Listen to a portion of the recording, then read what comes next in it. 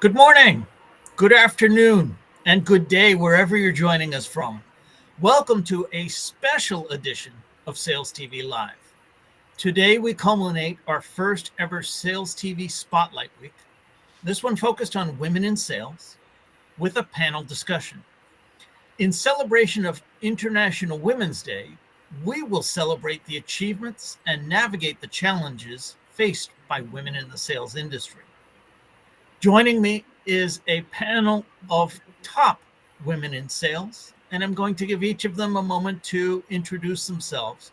We'll go around the horn, and Jesse, I'll start with you, please. Hello, I'm Jessie Molitor Larson. I'm the VP of Sales at Descara, based out of Minneapolis. Thank you. Sonia. Hello, everyone. Sonia Dumont. I'm the co-founder of Campaign Coach AI, and I am looking forward to this. As am I. Thank you. Jean. Hi, I'm Jean Sachs. I'm the fractional CRO of Panthera, a SaaS company in the OTT streaming space. Excellent. Thank you. Kelly. Hi, I'm Kelly Lichtenberger, and I am the head of worldwide sales development at Avanan, a checkpoint company. We're email security. Thank you very much. And Sean.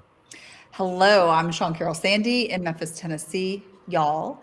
And I'm the Chief Revenue Officer and partner of Sauce Agency, where we take all the marketing and sales nonsense and boil it down to making moments that matter for our clients to scale and grow their businesses with their clients. Excellent. Thank you very much. So I want to make sure that we're keeping this conversation strong, positive, and proactive. This is not going to be the woe is me seminar. Let's kick things off with some strong, positive advice for our audience. I'll open it up to each of you. Can you share a pivotal moment in your sales career that led to a breakthrough? And what strategies did you employ to navigate it? Anyone want to kick us off? Sure, I'll go. Thank you. It's a story I've told many times. My first real sales role was working at a TV station in the Memphis market. And what I didn't know was I had no sales experience. I had a great interview and they hired me. And what I didn't realize was the reason they were willing to give a shot to someone who had zero experience selling advertising on television was because it was the absolute worst station in the market. Like, this is how bad. Reruns, and this is an ABC affiliate, reruns of Andy Griffith at 5 o'clock, a show that had been off the air for 32 years. They only had 252 episodes and it was in black and white, consistently beat our 5 o'clock news ratings. And and I didn't realize that until I was in the conference room watching the training VHSs. So that tells you how long ago it was. And I looked at the Scarborough ratings because I went, oh crap, I'm not going to make any money at this if I didn't figure out how to sell differently, because agencies buying ratings, we didn't have any. They would say, is this a mistake? Is that supposed to be 5.0 or is it 0.5? I was no, it's 0.5. So I had to find businesses that didn't want to buy ratings. They wanted to be on TV. So it was the same end product that we were selling, but for different reasons. So I had to go fish in ponds for people to understand why they wanted to be on TV. Was it, they're the king of mattresses and they wanted their sons to be on TV. It was very different. I was very successful by finding out how to position what we had to people who valued that specific thing.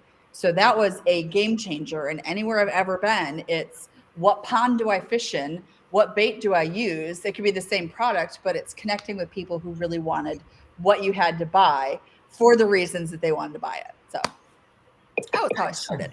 Love it. I'll go. Anyone else, please. Yeah. So I was in the hotel development space, and it was interesting because for the most part, my boss, he would just really hand deals to me that were pretty much closed. And one day he puts me in front of a client. He said, I really haven't closed them yet, so you go ahead and do it. And I had never been in sales. I was usually always the executor, the behind the scenes. And what I had to learn, and I was only given like 2 days notice that I was going to close this. At the time, I think it was like a $500,000 deal. And I was in my 20s, never close a $500,000 deal right in your 20s. And so he said, you know what? I will, let me take a step back. I was struggling with knowing what to talk about, because I had the contract, I had the proposal. And so I did some practice. I was like, can we just go through this? And I was going through all the line items, and he just kind of looked at me and he was like, you're not selling our proposal. I said, we're not. What are we selling then? Like, why am I there? He said, what you're selling is the destination to what this client wants to get to. So he said, so just go there, ask him what he wants, focus on, and whatever he tells you, focus on that. And so went to this meeting and I started talking with the client, and my nervousness had me reading the proposal. And at some point I heard him in the back of my mind. I said, okay, calm down, because the nervousness was there too. And so I was able to calm down, and I just finally asked, what do you need? Like, what do you really want? And at the time, the client just wanted someone who would do exactly what they said they would do. Because then as we talked, I said, can you explain that a little bit more? And as we talked more, we found out that most of the vendors that he had hired to help open this hotel were failing left and right. No one was meeting their promises. No one was meeting their deadlines. And he's like, if you can just do exactly what you say you're going to do, we'll go with you guys. And I was like, oh yeah. And me knowing me, I was like, we're going to get to that destination. And I was able to focus then from that point on. I knew the relationship really wasn't about what was in the contract. It was getting him to his destination. And he didn't really care how we got there, as long as it got him to that. And I was one less vendor he had to stress about not fulfilling their goals and not fulfilling his goals. And so that power state, I would say that lesson was, find out where people actually want to go. What's their destination? Because we really don't care how we get there. If there was an easy button to press, people would just press the button and get there, right? Like, but the fact is, there's all these nuances, and it's the nuances that wear and grind on people. And when I recognize, oh, I just need to be one less problem in his life. That's what it really comes down to. How do I show up as one less problem, but an asset? And that changed every conversation I had after that. And so closing a client was, I found, quite easy, because it wasn't really about closing a client. It was about creating security and safety, saying, you know what, you come with me, we're going to get to our destination. We're going to have fun doing it. Love it. So fish in the right ponds and get them to the right destination. What else you got? I think for me, I would say it probably goes way back.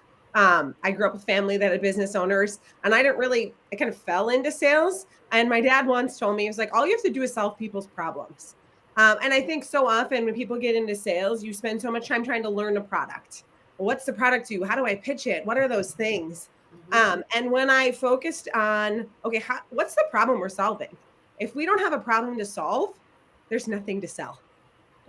You can be the greatest salesperson in the world, but if the customer doesn't have a problem or doesn't know they have a problem, there's nothing to do there. So asking enough questions to understand if we're helping somebody, and if that is your sole focus, you're going to be successful.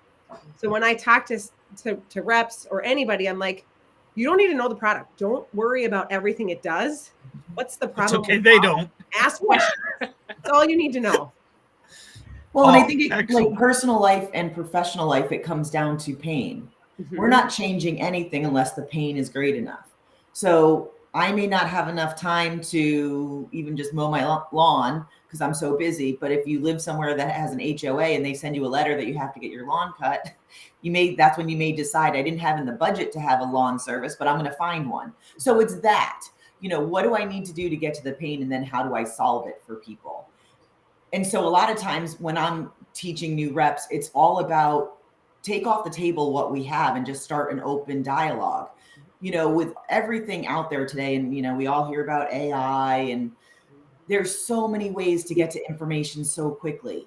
Any level that you're calling into, you can easily search to find out what are the top 5, 10 things that are of interest to them this year that you can then go in and start talking about.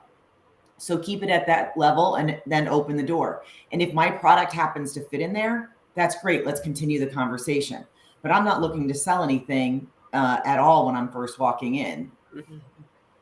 Yeah, and I would add to that. I think, one of the things I always tell people is always be helping, right? So you're building a relationship for the long term, and yes, you may be able to solve their problem today, and if you have something that can provide that solution today and they're ready to buy, great. But sometimes they're not, and so those are potential customers of the future, whether you're at one company or maybe even another. So I always say to people, always look at it as always be helping. How are you either helping them solve a problem or providing them with information that's of value? Really always coming to the table with something of value for them makes you a resource, and then people want to buy from you when they have the opportunity or the budget or their need that they need to fulfill. Fantastic. So I want to pick up on the theme of helping, but go in a little different direction. In what ways has mentorship impacted your career in sales, and how do you recommend women seek out and foster these relationships? Well, I think mentorship is massive. Yeah. And I, over the years, I've had several mentors or people I consider mentors, and there are people. Sometimes there are people that have way more experience than I do, and sometimes they've even been people that don't, but they give me a different perspective. They help me look at things differently, and so finding the people in your life that can help be a sounding board for you and give you honest and critical feedback is so important to just getting better at what you do. And so I think that's really important. And I've been fortunate. I think, I've had, several different mentors over the years, and I have one or two in particular that I've had almost my entire career that I just have enormous amount of trust and faith in, that I always know will give me really great and clear feedback. And then sometimes you find new ones. Like, I'm part of a women's leadership group, and there's a woman that runs that group who's phenomenal. She's this CEO, and whenever I sort of bump up against something that I'm like not 100% sure if I'm making the right decision, I'll actually run it by her and say, hey, this is the problem I'm having. This is what I'm thinking about doing. What do you think? And so it's always nice to have that. And sometimes it's peers, and sometimes it's somebody who has more experience, or even in a different sort of area of the business that might be helpful. Yeah. Is there a process for intentionally going about finding a mentor? I haven't really looked at it that way. It kind of happened sort of naturally. It's just about building relationships with people. I mean, I know there are ways to formally find a mentor, but I've never really done that. I've always sort of developed relationships with people along the way that I've just, worked with, or not even worked in the same company with, but got to know in the industry, and then developed a long-term relationship that, turned into sort of like a mentorship relationship. And I think one of the things we can do is expand the vocabulary, right? So instead of just calling it mentor, it's advisor, it's coach, it's counselor, therapist. Yes. It's a lot of different things. And, when you just say mentor, I think of like 1980s mentor. You formally sit down with someone and they're going to give you their time. People are busy. So I never go up to someone and say, hey, you want to be my mentor? It's like, you'll be a handful. Think about that. It's also a lot to ask of one person. And, I've never been in a specific program with that. But what I did figure out, especially after, carrying a bag, is the old-fashioned term for a salesperson, carrying a bag. Like, some of us remember that. I did mention the VHS tapes. But what I figure out is there are some specific people you need in your tribe. And one of them is a therapist, for sure. We actually even offer BetterHelp mental coaching to our employees because it's been such a game changer, therapist. But also that someone who calls you on your BS for playing small, someone who knows you and will call you out on your BS. You also need someone in your tribe who does things that scare you, someone who stretches themselves, jumps off of, whether it's jumping off of buildings, crashing weddings, or going for promotions or whatever, someone who scares you, someone with deep industry knowledge and expertise. and then someone who will just listen and give you good advice. So you need like a tribe instead of just one person. It is a lot to ask of just one person. You might find one of those things in a person, but especially like find somebody who does things that scare you and see how your life changes. Yeah. I'd also say with it, it's important. I wish I had started out in my career earlier. Yeah. Building that tribe. Right. I think sometimes when we're starting out, we get nervous to ask for help or to seek that out, because then all of a sudden there's that fear of, well, if I'm asking, that means I'm not good at what I do, or, you know, just all those fears happen. So I think look for that sooner than later. And if you're nervous about where to find them, there's great organizations now, even looking at LinkedIn. There's Girls Club. They do a ton with mentorship programs. There's groups like Fire. There's so many that you can just start following online, and then those relationships can start to happen organically behind the scenes, and you can see what others are doing. Kelly, you took the words right from my mouth, because I was going to say the same thing. The biggest challenge to especially younger people in their career is ask early. And it can be as simple as, hey, do you want to have a virtual coffee? Or do you want to go grab coffee? It doesn't need to be, to some of the comments earlier, something very formal, but that's how you start building those relationships. I would say all of my mentors have started from maybe one-off conversations or coffee or something that has grown into more of a full relationship. And starting that, I wish I would have, like you said, I wish I would have started at 23. But the more you do it, the bigger your tribe gets. Yeah. And being vocal about what do you want for your life? Because it's hard, you know, people want to help, but they need to know where to direct you. And you have to let them know, hey, look, I'm really interested in X. Be vocal about what your vision is, right, for your own life, or where you would like to go in your career. And it's through those conversations that you will get routed accordingly to the right people. But if you're quiet, no one really knows. They're just going to assume, okay, you're happy with where you're at, and maybe you're not. So being vocal about the destination that you want for your own life is important to be able to attract that tribe to you as well. Oh my gosh, I agree with that. It took me forever to learn that. I got passed over for a promotion once early in my career, and I was upset. And I went to my manager and I said, oh my gosh, you know, I can't believe you guys didn't even consider me. And she said, you didn't raise your hand. And I was like, oh my God. I was like, yeah, that's a hard lesson. I was like, I mean, I needed to like make sure you knew I really wanted this. Like, you didn't really know that I wanted it. And I said, oh my gosh, that's a good lesson for me. Like, speak up. You know what? But that actually dovetails to a little bit of the socialization of women, where if we don't speak up. So if we do all of these really like subtle things, maybe you pick up on the subtle hint of, can you take it down? Maybe you pick up on the subtle hint that I really want this. And it's like, no, my dad, one of the things he taught me is, you don't ask, you don't get. And I learned that early. So I started asking for everything. And then it's like, okay, you asked for too much now. Better that than not asking at all, right? Yeah, better than not asking at all. There are studies that show that women in organizations, women are usually only known or talking to their direct level supervisors. They're not promoted throughout the organization. So if you are a woman in any position, much less sales, you need to make sure that you are promoting yourself outside of your direct level supervisor, and then your supervisor is promoting you, that you are taking the credit for the things you do, the things you accomplish. And that is known beyond the one person or the one level above you, so that it gets around that, hey, this is the person who takes the lead, this person's sharp, etc. Because, you know, you can't count on just that one person to promote you. You have to go promote yourself.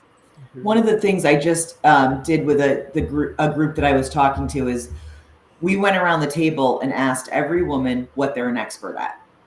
I will tell you how hard that is for a lot of women. I'll bet. To say that sentence. My name is blank and I'm an expert at blank. And once you get comfortable, because that you feel ick and, oh my gosh, what if, like, how does that come across? But it's not about, you're not going out and just, now saying to everybody in the office, I'm an expert at, but it's getting to own what you feel you're most confident at, and then embracing that, and then finding ways to let people know that that is your expertise. So when it comes time, they do come to you.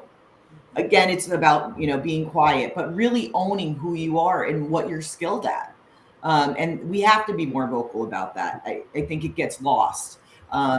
And especially in the workplace, you want people to know. I want to know if I'm seeking out something, who are the experts in my office that know this? It's not an ick thing. I want to know, who do I go to if I need to learn something? Yeah. Kelly, I want to pick up on that. Thank you for that. This is a great transition. So as we know, the role of sales is evolving. The skills and traits of great salespeople are evolving. What are the top skills you believe are essential for success in sales today? And are women better suited to them? I will say this, in a world of AI, tap into your EI. Your emotional intelligence will take you farther than any AI. So that is the big thing I'm coaching people on. That's all. You have that. It's innate to you. Find out what those skills are. Keep it human, and you will always succeed. When you use, when you start really thinking it's all about your tools, like we were saying before, you lose the human aspect. And today more than ever, people want the human aspect. If you think about even when you're trying to reach somebody and you're calling into an 800 line and it's, stop computer, I just want the person. Yeah. People really want that. And you need to take that through your professional career as well and know that. I love this question. Oh, sorry, Sonia. Oh, go for it. Go.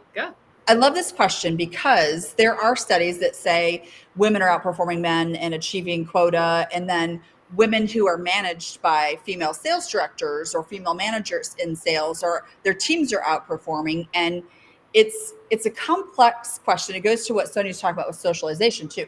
If you think about what the biggest things that are compelling success in sales now, it's people who can foster collaboration, people who are excellent communicators, people who are empathetic. And those traits are seen as historically feminine qualities. There's a great book called The Athena Doctrine, and these economists, they wrote about economies and governments run by women that were growing and being successful because people are leaning into collaboration things. So it's not necessarily that women are innate at these things. It's because that's fostered in women to be collaborative, to be great listeners, to be empathetic. That is fostered more in women than it is in boys and men. So these things that the world needs now, people are turning to leaders that are able to collaborate and pull the empathetic understanding from people. They're being successful in sales, and you're seeing that in the sales results. So I don't know that it's necessarily rooted exactly in gender so much as we socialize women and boys differently to grow up to do these things. You hear men and bros talking about crushing quotas and doing those things. Well, people are tired of wanting to be crushed. I'm not a quota. I don't want to be crushed. I don't want to be so I think it's a very interesting question, but the world is waking up to those specific skills and having those. The emotional intelligence Kelly talked about, being successful in sales, comes because women are more nurtured earlier on to be empathetic, good listeners, communicate, foster collaboration, etc. Makes a lot of sense.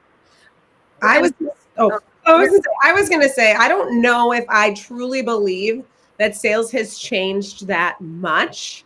I think good salespeople do certain things, like we said, emotional intelligence. They listen. They ask really good questions. I don't think that's changed. I think the way buyers buy is changing and evolving, and that is becoming more impactful. Someone mentioned I'm in technology, right? The SaaS bro culture. Yeah. Unfortunately, people don't buy from that. I don't need to be pitch slapped every time I sign into LinkedIn. I want someone who just has a genuine conversation with me. And to Sean's point, that tends to be more characteristics of females. Yeah, I completely agree. EI definitely will always be far far ahead of AI or any tech tool. Like, at the end of the day, I look at tools as a form of accelerating productivity, efficiency, so that way you can focus on what's uniquely human. And at the end of the day, it's about relationships. It's about being able to have influence. And, when Sean was talking about, the bro culture of crushing it and, like we're going to like drive for certain things, if I get to the core of what everybody, right? I get to the core of what everybody wants. Be a totally different conversation now. Right. And, you had it on backwards. There you go. But I mean, look at the core of what people want. Like, it's about winning, right? Whatever winning means for a certain person. And it's about momentum and movement. So, I look at it saying, when you think about like, where technology is going, technology is always changing and making things either better or easier, harder or more efficient. And so being able to say, yes, let's utilize technology to do certain things that we can do in minutes instead of taking days, months, and weeks that we technically shouldn't have been doing, but we didn't have the solution for it. But then at some point, especially when you are dealing with sophisticated, affluent, high level, serious people, they want the relationship because they want to know that when something goes wrong, because they've been around the block enough times, they can pick up the phone and call someone, or that you can be proactive and you can have a conversation that's going to move whatever the situation forward is or fix things. And if you become, I think there was a TV show at one point called The Fixer. I think it was like in politics, like if you can become the fixer, someone who you pick up the phone and things move. And it's about this idea of momentum and movement and winning. And before there was a language for it, but now it's just really an emotion and a vibe and an energy. And that's what you come with. And being able to then say, okay, my tools are doing this, but here's what I can do. And Kelly, you mentioned something earlier about, when you ask women about, what's their expertise and they didn't know. Well, one of the ways you can, as a woman, to say what your expertise is, what results have you actually created? So it's not so much that it's not so much about being an expert, is the fact that you can, your particular skill set can create a certain result. And it's that result because companies, it's a nebulous entity, right? It's not really a person, it's a bunch of people. But at the end of the day, that company, that entity is always moving forward. And results help things move forward. So when you talk to your expertise, when I talk to my expertise, when Sean talks to her expertise, we're actually talking about the results and how we move things forward. And that makes us strong because I got numbers to back up what I'm saying I can do. And if I can't do it, trust me, I know some people who can. And that part is what makes you powerful. And that I could say, yes, I am an expert because I know how to get stuff done, right? Like, the whole get ish done part. Like, we know how to do that. And that's where you can then stand in that versus being like, well, I don't know if I'm an expert. I'm like, do you have any results? You've been working for 20 years. Surely you have some results. Yeah. So I was going to say.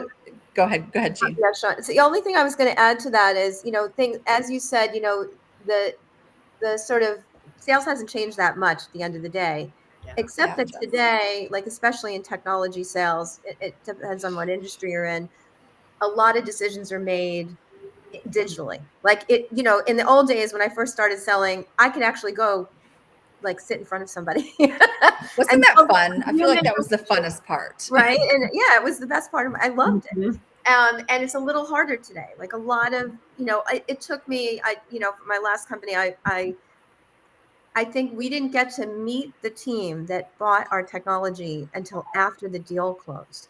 So we spent like a year talking and building a relationship digitally. And then we got to meet, which is insane when I think about that. To me, it seems a little ass backwards. But when I look for what skills in people, the idea of, EQ and good listening is huge. I think the other thing is adaptability. Like there is constant change. So you have to get people who are just willing to roll with the punches a little bit and and the other thing I was going to say is, they're really good at taking constructive feedback. Like they want to get better. They want to be good at what they do. They're coachable. I'm like trying to search for that word. They're really coachable. So those are two other skills I think are really important in this particular environment, just because of the constant change and how things are evolving so rapidly. Sean, were you going to say something? Well, I was just going to make one other point about, the asking women what they're experts in. Even this, going back to the socialization, even our women's notion of what is bragging and being humble is generally different in the workplace. And so that is a monumental thing to address, Kelly, if you're as a mentor, as a sales leader, as a division leader, to address what you think you are good at, what you think is bragging, what is humble. That notion is antiquated, and women in particular in the workplace have got to speak up to understand it's not bragging. You're not going to be, you might be seen as being bragging, but you have to step up and do it. It is a really hard thing. It's a really hard thing to do because we're taught very differently. But again, I think it's like owning the different skill sets and then having the results behind it. Because they say women won't even apply for a job unless they have 87% of the skills that are listed in the descriptor. When men, it's like 60%, they say. They'll learn it. Well, we can learn it. So why aren't we raising our hand? So I think that's, again, just being able to know what you've been able to bring to the table and what you're willing to do to learn what needs to be done. Not everybody comes with 100% of what it's needed. There's always something you're going to have to learn.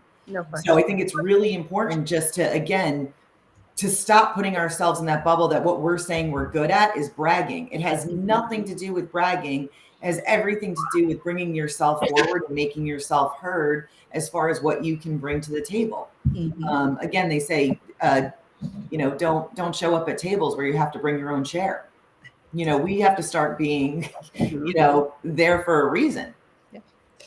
Someone once gave me the advice, and I would say it was probably one of the best advice, is to create a folder in your inbox for every time someone sends you an email of something you did great.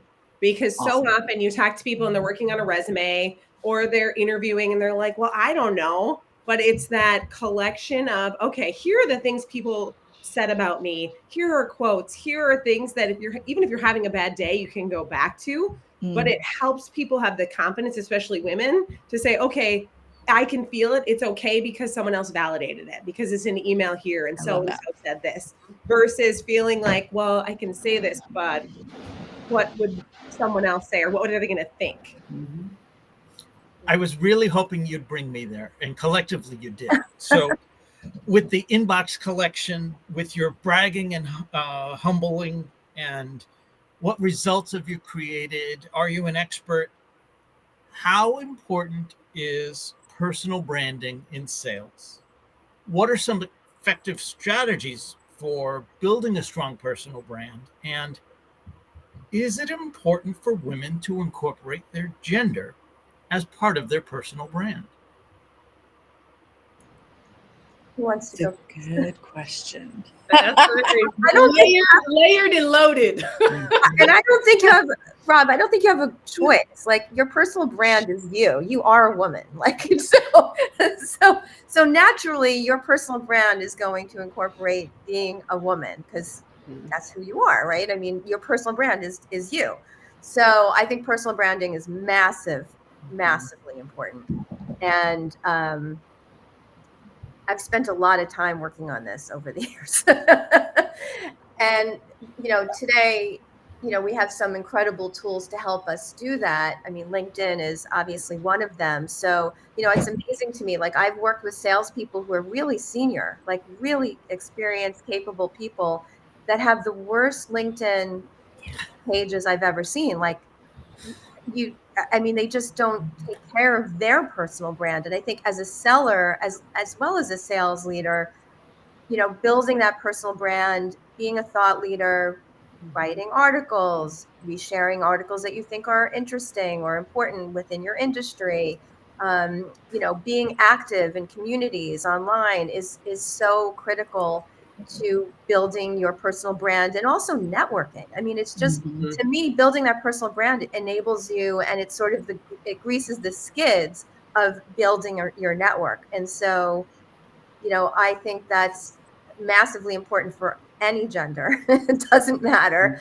And I think as a woman, your personal brand is you. So of course it's important for women.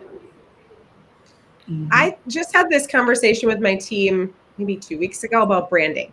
Like every interaction you have, you're building brands, both your company brand and your personal brand. And I think if I look back to maybe my parents' age or grandparents, where people worked somewhere for 40 years, like that's not necessarily true anymore. And building your brand it's going to help the role you're in today. It's going to help the role down the future, but you have only you to rely on.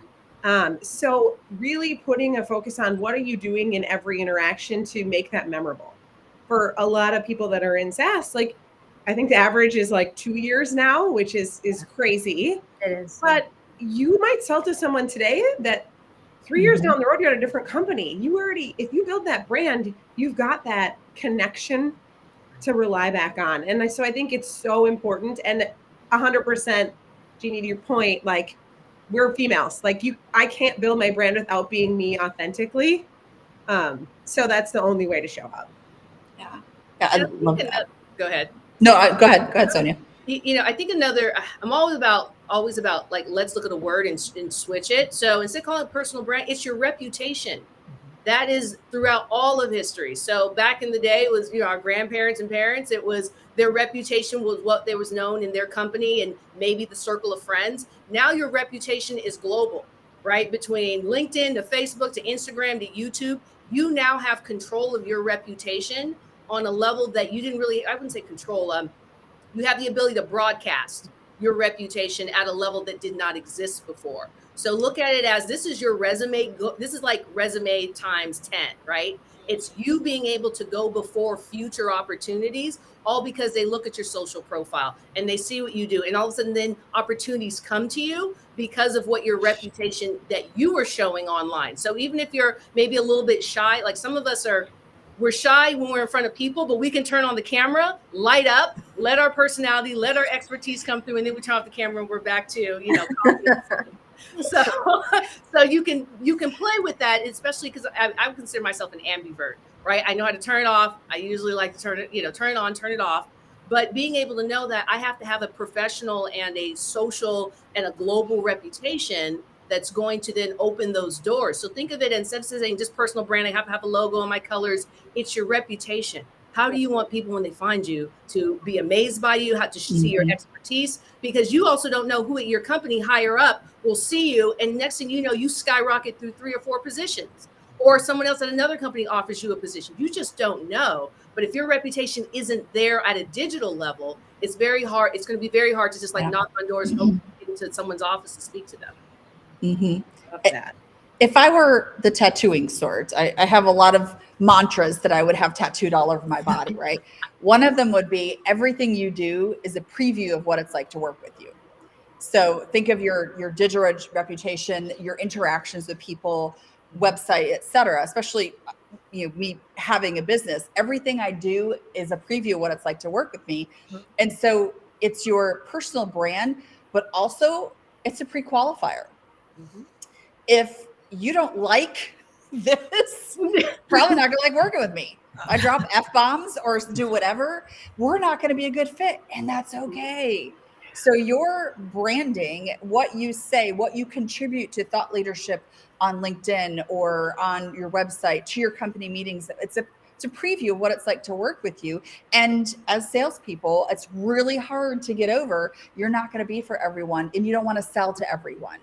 That everyone is not your customer. So go ahead, lean into what makes you great and what you bring to the party when you show up. It's a preview of what it's like to work with you. And if you want to get that tattoo, I'll get some licensing. I think it comes down to too, it's where we started the conversation about gaining your mentors and things like that. This is all your for your next tattoo, your vibe attracts your tribe. Yeah, and that's what you're putting out to the world, right? I like that. That's a nice one. So I think starting off, and that attracts people. They'll start coming to you through that, and then again, you'll find people that you'll want to let in and learn from that. So I think it's really important But of course, you have to tell the youth today, it can hurt you. So be careful. All of those social sites are out there for the world to see. Yeah. And I would say, one of the most important things that I try to teach people who are starting to do this is that you really have to be authentic. Like, you can't pretend to be you have to really know, like, who am I and what do I want people to think about me when they look at this or read this. And, a lot of the times now when I go on LinkedIn, I see articles or things that people post and it's AI generated, and I can tell. Right. And I'm like, wait a minute. Okay, great, you're posting something, but there's nothing about you in there at all. Like, I have no idea what your point of view is or how you look at this. And I think that's sort of junk content. Like, I think if you really want to build a reputation and build relationships, you have to be authentically you and have a real point of view. And you're right, Sean, like, not everyone's going to like it. Like, there are people that are going to be like, I think her point of view sucks. Right. But that's okay. Like, you have to be you. Not everybody's going to like it. It's okay. It's actually very triggering for people if you don't have a cohesive and coherent continuity of experience. When people read something online, they go to your LinkedIn profile page, they meet you in person. If they have that, this discongruence or incongruent experience, it immediately fight or flight, your sympathetic nervous system throws up trust signals. I don't know. This doesn't sound like the thing that I read. Like, we have to have a continuity of experience. So again, why be anything other than, yourself and bring your authentic brand to the party? Yeah. So part of what I heard was building your brand, building your network. Can you share your top networking tips for women sales professionals looking to expand their connections within the industry? I go back. I have one. Can I? Yeah. Mind if I share? Sure. Show up at things like this. Yeah. That's Put yourself out there.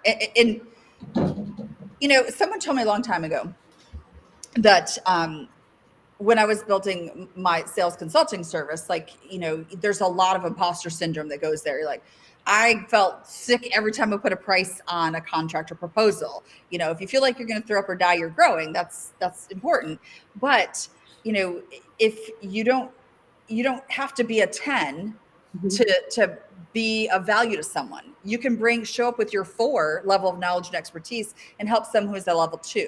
You can show up at a 6 and help someone who's at a 4. So show up there and be helpful to other people and be open. And then you can turn around and ask for what you need too. You've got to start asking questions and be curious and building connections, because there's a whole world of people out there who will help you. Being part of Women Sales Pros, Lori Richardson, God love her, she promotes us to, she probably told, hey, Rob, here's the people you need to have on your show. Like, find people who will promote you and promote them, and you've got to give it back. You've got to keep giving it back to the world. Yeah. Shout out to Lori. There you go. Yeah, Lori's incredible. Amazing. I would throw out once again, changing some of the language. When you think networking, it also goes back to, here's your business card, here's my business card, and hopefully we do something.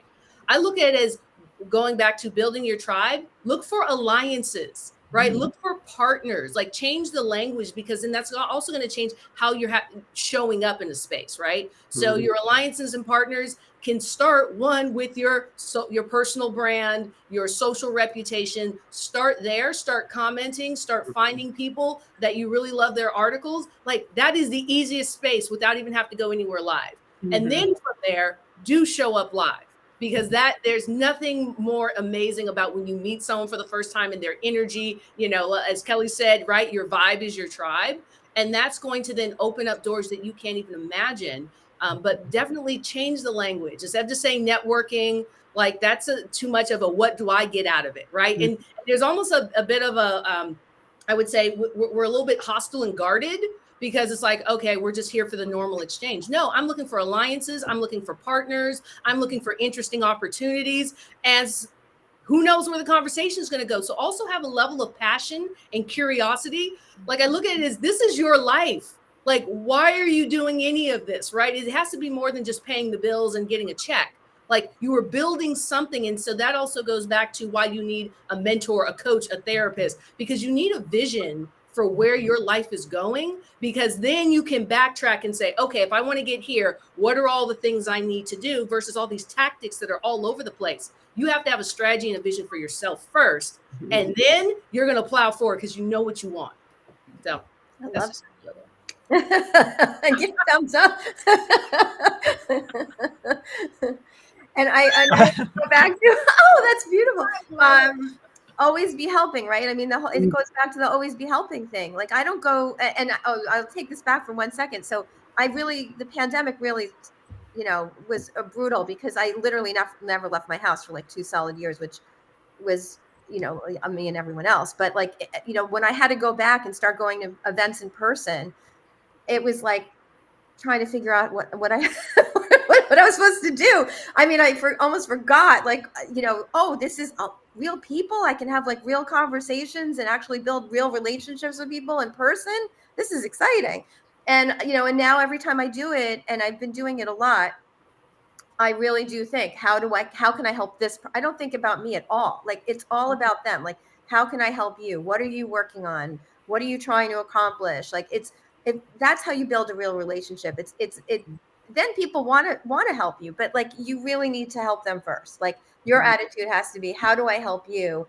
What can I do to be helpful to you? And then, it's a great way to start to build those alliances, like you talked about, Sonia.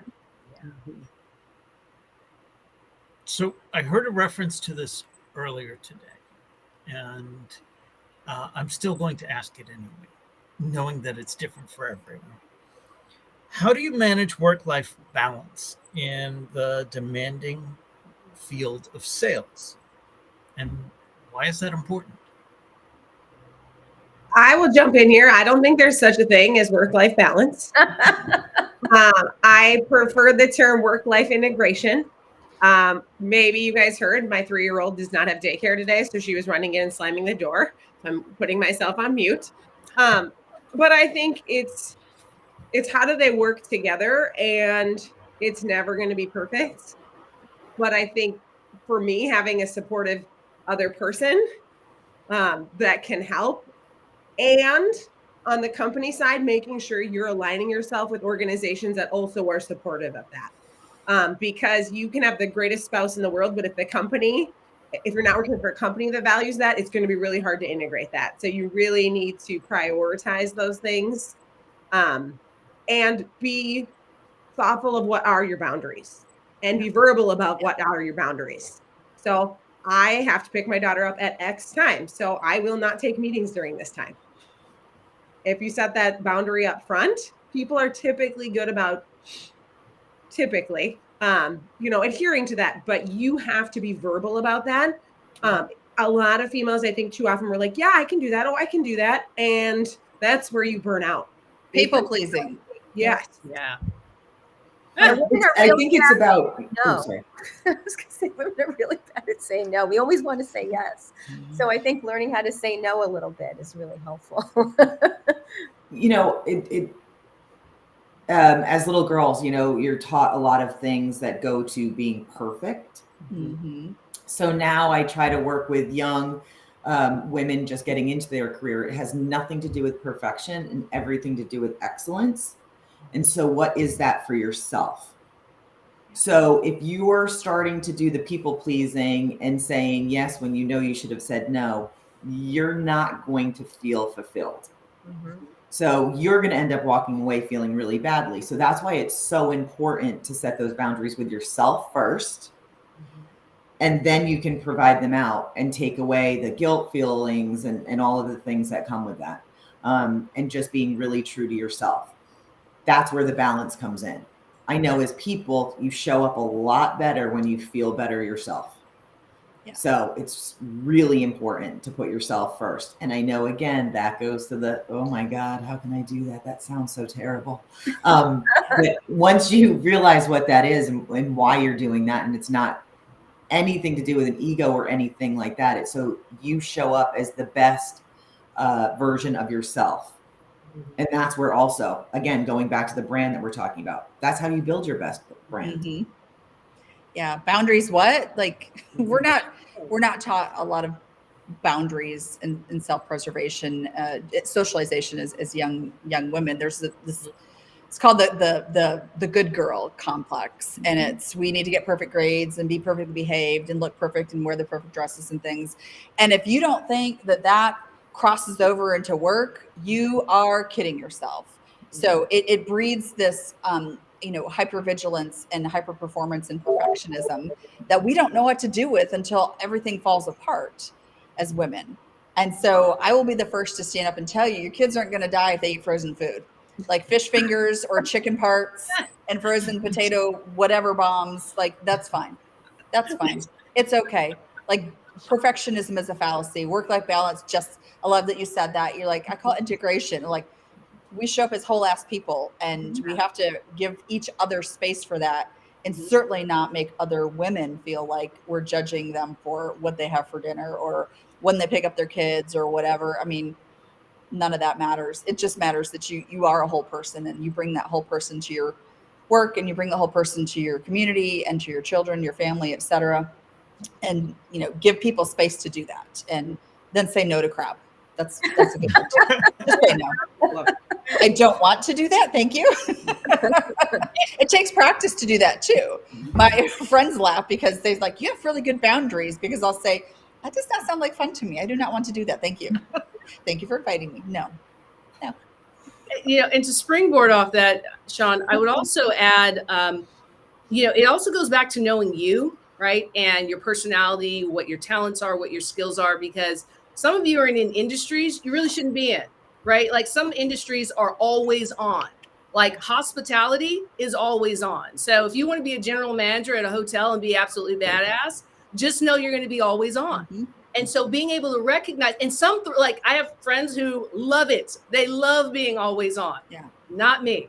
So I knew there was only a certain level that I could go up that ladder before I was like, no, because I need to have my weekends. Yeah. And unfortunately, if you're in hospitality, the weekends, that's when the wedding happens. That's when the major events happen. And you can't be vacationing during those times. Exactly. So recognize what industries will you thrive in. And certain ones are not going to be for you and your personality. So it also, you chose your job, right? And so you have to be able to figure out over time, and sometimes it takes time, you go through one thing or another, and just know you have to be adaptive. Be adaptive to figuring out, what is my space? What is my lane? Have fun with that adventure, but just know you're never stuck.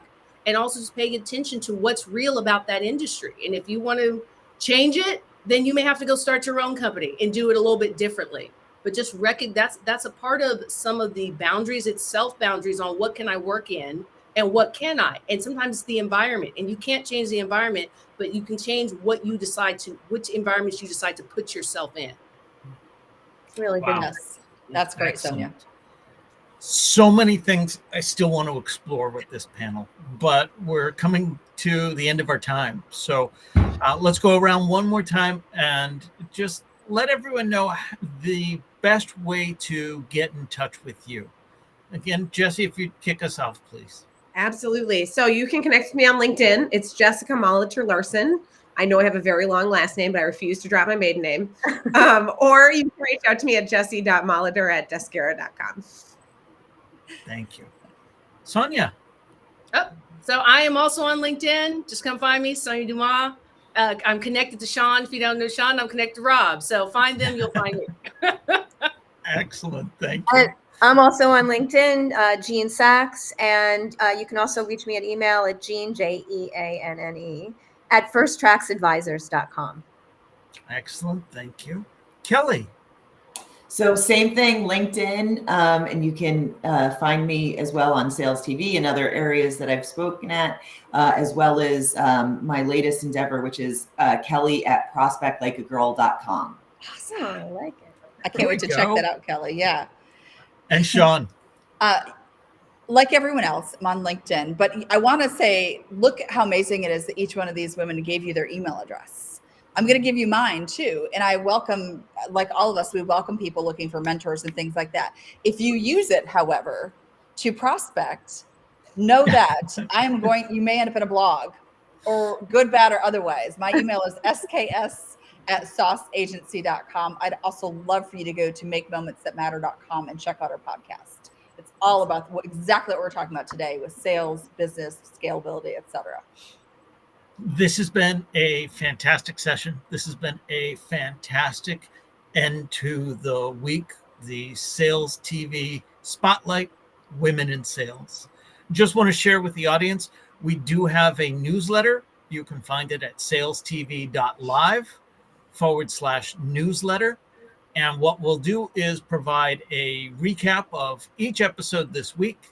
We'll provide the contact information for each of our panelists, each of our guest hosts, each of their guests, and we'll even provide some behind the scenes or beyond the conversation commentary from guests that have said, you know, I have more to say on that. So check that out at salestv.live/newsletter.